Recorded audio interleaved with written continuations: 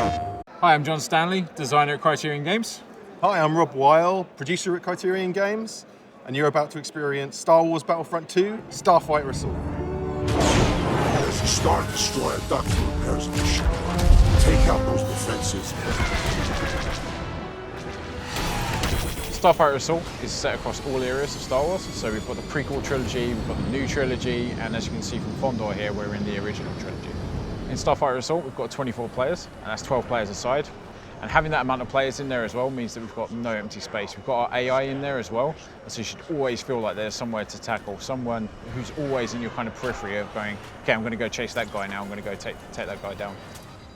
Playing as the Rebels, Phase 1, it's all about destroying the Imperial defences. So coming in, the Imperials can see that the Rebels are trying to mount an attack, and they send out 2 of their big capital ships, their Imperial light cruisers, as you can see here. Big ships that you want to try and get in and deliver as much damage as possible.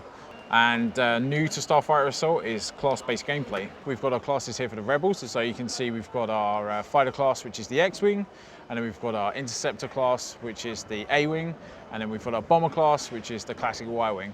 For each one of our ships, we've got different star cards, and that's all about making it feel like your ship. You're customizing the ship to make it feel exactly like how you want it to. But we'll speak a bit more about that in a minute. Starting out here is the A-Wing coming in. We've got these kind of defensive turrets, these cinder turrets, and so the A-Wing is actually a really good choice for that. You can get in quite quickly, get in between the laser fire of the turrets and take them out. Okay, so now we're focusing our attentions on the light cruiser, trying to deal as much damage as possible there. It's quite great actually to get in from behind, because then you're going to try and avoid some of that laser fire that's coming off the light cruiser itself. So as you can see here, Rob's actually now shooting one of the Imperial light cruisers. That's made the marker go yellow. That's sending a message to all the other players within the flight to go and attack this now. If you attack this now, you're going to get that additional damage bonus.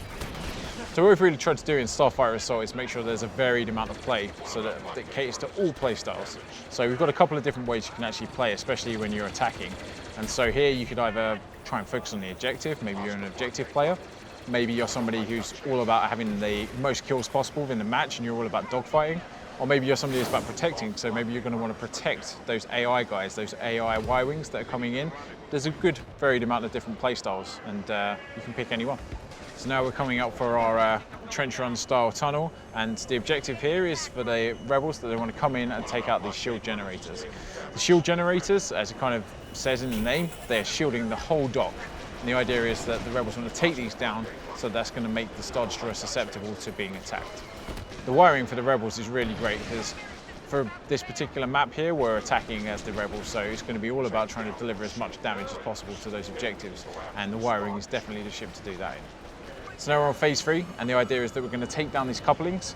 The reason why we're taking down these couplings is because there's one last shield active over the Star Destroyer. We need to take down these couplings. It's going to stop all power going to the Star Destroyer. It's going to make the core underneath vulnerable so we can get in, take out that core, and hopefully blow the whole Star Destroyer up. And so all of our ships within Starfighter Assault, you'll be able to jump into the cockpit. So it's really kind of get you into the action here. So this is really great, this phase actually, because it's really, really tight dogfighting play. So you can see that you're trying to get in and amongst the clamps, you know, avoiding not only starfighters, but the actual clamps themselves. And some great piloting here by Rob. He's managed to weave his way in and out. So now the power couplings have been disabled, you've got a 30-second window to deal as much damage to the Star Destroyer reactor and complete the final objective. Fantastic, the Rebels have managed to win. They've taken down the Star Destroyer and won the round. We have faced a considerable setback this day. Okay, so now we're loading as the Empire. And so this is really great actually. So this screen here just shows you who you're going to be spawning in with. They're the guys that you're going to be flying in, and they are your flight. That is you and your flight teammates. The first phase here for Fondor is that as the defenders, which are the Imperials are trying to stop the Rebels from actually attacking and taking down the Star Destroyer. So what they do to start off with, send out 2 of their Imperial light cruisers. So Rob's coming in as the Interceptor now. That's going to be perfect for getting in and taking down some of those Rebel scum. This is a anti-starfighter ship. You're going to want to use this to take down any other starfighter that's in your way. So they're a lot more agile, they're a lot quicker, and because of this, they're going to have a little less health.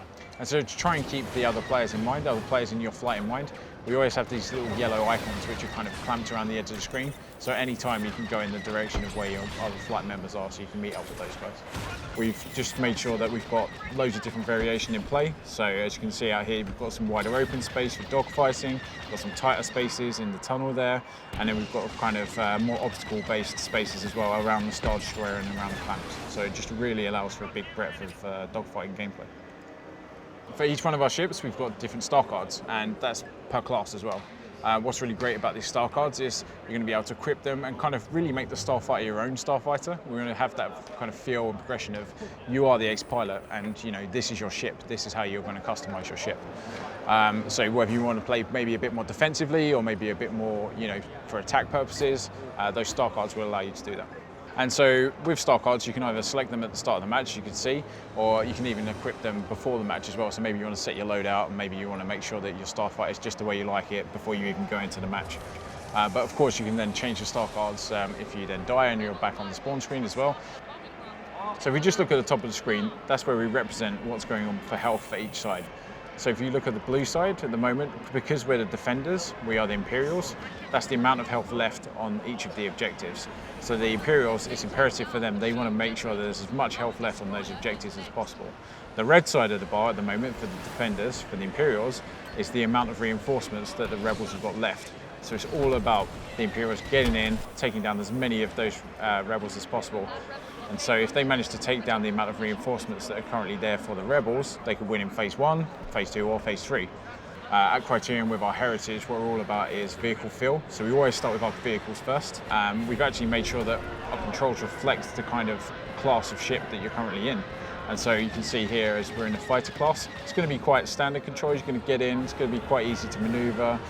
You know, your speed's going to be pretty much normal. You're going to be able to, your roll rates are going to be kind of normal as well.